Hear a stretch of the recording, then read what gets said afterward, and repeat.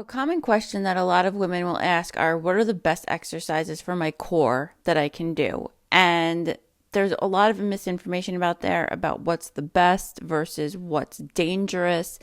And the fact of the matter is there's no dangerous, bad, or best exercise. But there is a best exercise practice. And we are never taught this foundation. It's not sexy, but it's so important in regard to getting our core strength, our core function, and our core performance back. And we're going to cover those three principles that you need before you start to even think about any kind of core exercise. So you really want to monitor what your breath work looks like, if you're engaging your deep core, and if you're getting any pooching. And especially if you're just starting out on a new exercise program, this stuff can be kind of difficult. And you're like, oh, well, I can't say do like a long lever leg lift without pooching, so it's dangerous for me. That's not the case. Life is not linear. You have to keep assessing, reassessing. So just because you can't do an exercise now doesn't mean that you can't do it tomorrow. Just keep, and I'm using that figuratively, by the way. You're not going to gain strength in a day, but you also have to be very cognizant of what your level is at, what you're feeling now, and kind of assess tomorrow, next week, next month, whatever, where you are at, how much you've improved, and how to push yourself even further.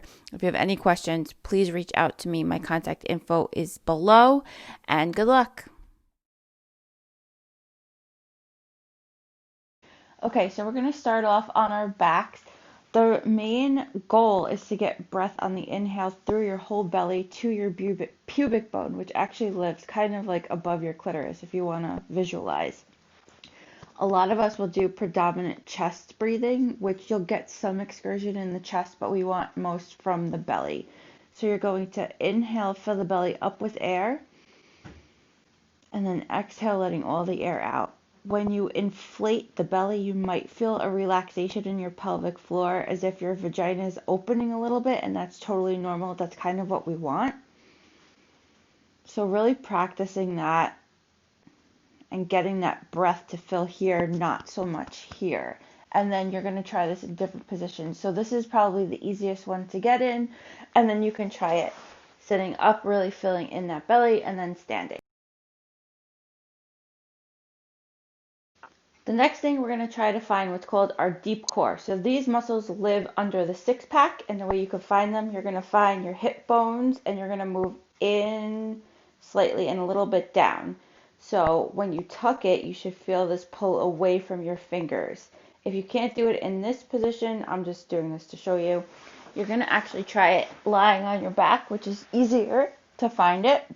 So find those hip bones, move a little bit in and down, and then pull away.